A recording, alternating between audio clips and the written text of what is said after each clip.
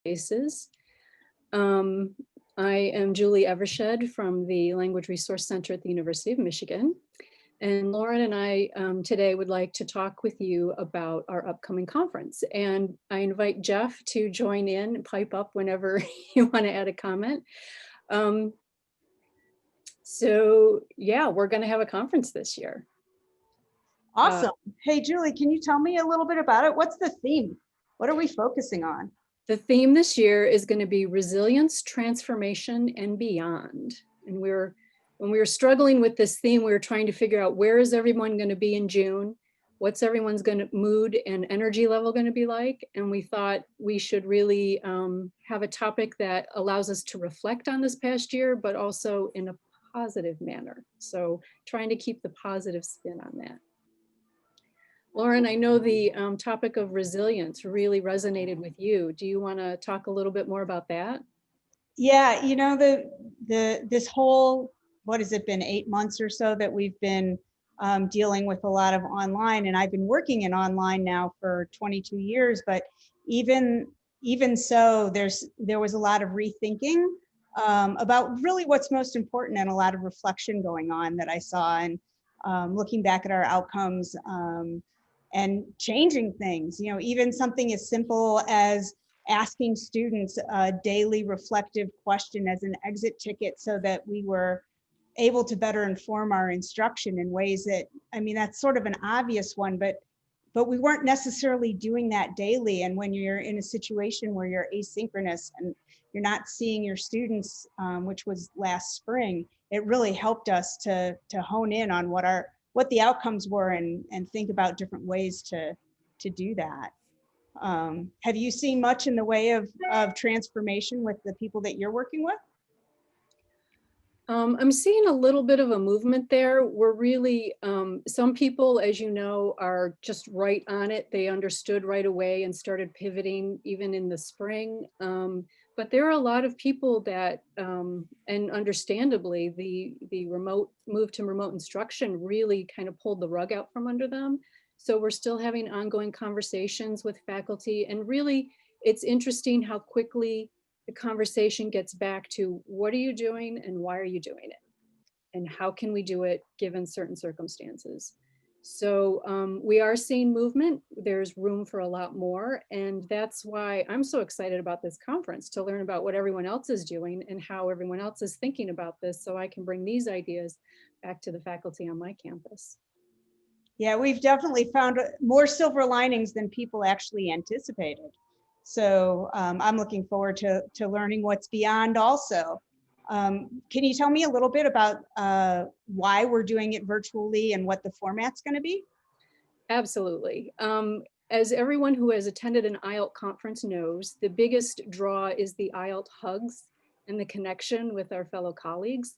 Unfortunately, looking to June, we just didn't know what the environment was going to be with regards to public health, safe traveling. And after a survey of the membership, we realized that a majority of us don't even have funding to be able to travel this year. So we decided, instead of skipping a year, we all still really wanted to connect with each other. So we are organizing a virtual conference, which will look obviously different than our in-person conference. And as we roll out the call for proposals, you will see the types of proposals we're requesting. But I also want to add, the committee's really thinking a lot about how to replicate those more casual opportunities for communicating and connecting with each other. So it could just be a casual social event, but it might be a specific session where we're all getting together to discuss a particular topic of interest. That sounds really awesome. I always look forward to the IALLT conferences, and they only happen every other year anyway.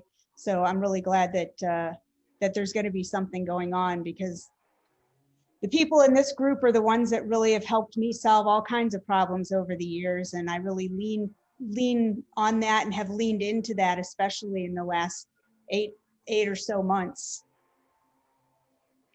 What are the different kinds of sessions that people can submit proposals for? So we have an opportunity to do a panel, and what we're thinking is probably the optimum number of panelists would be 3. And so you would be giving a synchronous panel presentation, probably about 50 minutes, presenting your topic, problem, challenges, solutions, and then also allowing time for a Q&A afterwards. We are also opening it up to individual presentations, but we are asking that these be submitted if your proposal is accepted, that you do a short, maybe 15-minute video that we will release asynchronously.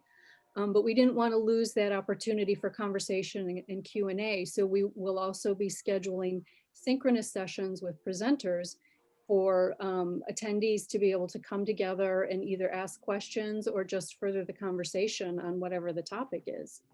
And then last, we have digital poster presentations where we're really trying to replicate as much as possible the in-person poster session.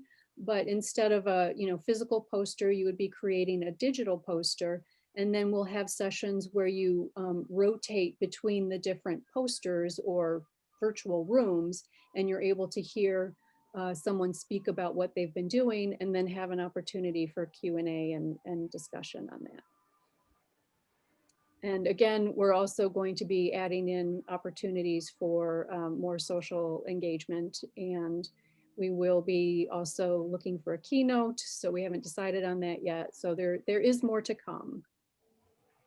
That sounds excellent. I'm gonna have to think about which type of session I want to submit, or maybe I'll submit more than one. Me as well. Can I ask Go a question? Are you going to then have some of the sessions going on concurrently so people can choose from a list of sessions at, like, say 2 o'clock on Thursday and can pick whatever they want and join that session? Or are you going to try to have just one thing going on at a time? I think for the synchronous sessions, right now we're thinking we might just have one event at a time. It depends on how many proposals we get. Obviously, the organization of this type of event is a lot different than what we would normally have, where you would have tracks of sessions and you'd have opportunities to choose between several sessions at a single time. But in order to alleviate the potential for Zoom fatigue, it's the reason we are offering the asynchronous option, so you can come watch the video when you have time and then join at a later point to have those conversations. So this hasn't been entirely finalized yet, and we're also looking to you as fellow members and potential attendees and presenters to offer suggestions and ideas, and please offer up questions, and we will take that back to the committee and wrestle with those. Julie and I had the good fortune of participating in a session within Run the World, if you've experienced that. And one of its more interesting aspects is a speed dating feature. So that kind of really has a way of amping up one-to-one conversations. There are other platforms that we're kind of, our team's been looking at, Engagely. There's another on my list, but certainly if you all have experienced I think we're all pretty good at Zoom, and none of us want to go back to Blackboard Collaborate, but if you have something that particularly facilitates that in the hallway, standing outside the room kind of chat, we're particularly interested in that. Of course, in true IALLT fashion, I'm looking for Jeff Samuels. I know you're out there somewhere to do a poster session for us on brewing beer, maybe.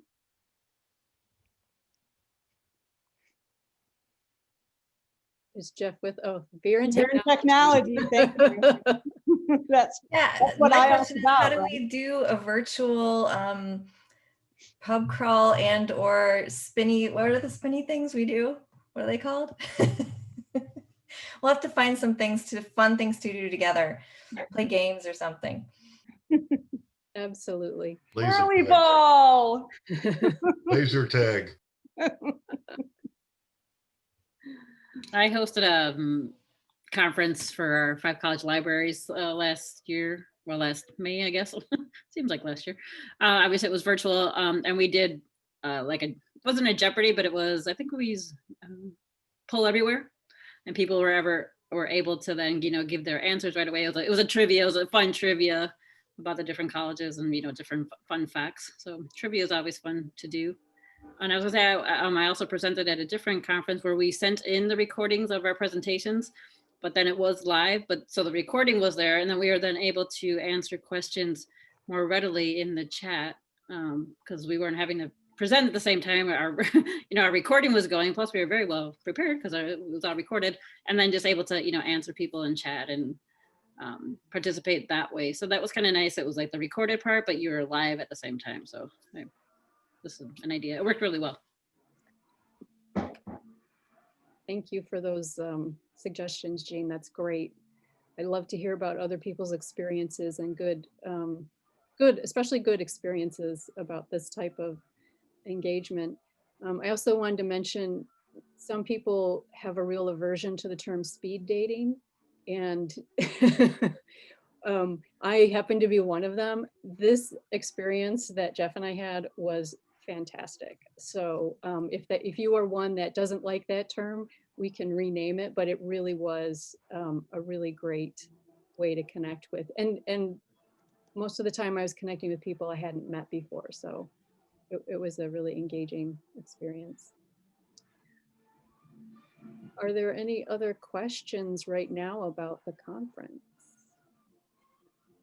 When are proposals due? Oh, great question. Proposals are due January 22nd, and I'll put the link to the CFP in right now. And if you have any questions or additional suggestions, feel free to shoot me an email. My email is on the call for proposals, or you can email me personally at the University of Michigan. And yeah, we're happy to answer questions or address concerns and think about additional ways that we can make this a really great conference. If not the same as in person, pretty darn close.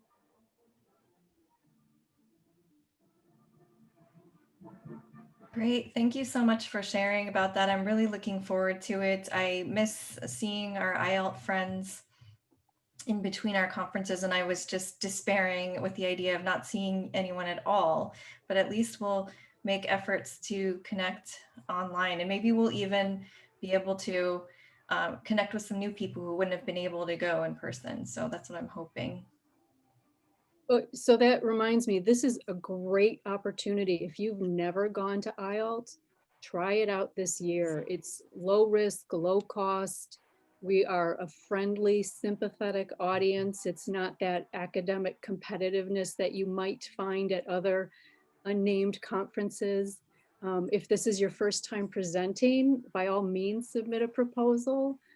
This is where I started presenting at IALLT, and I've had great experiences with it.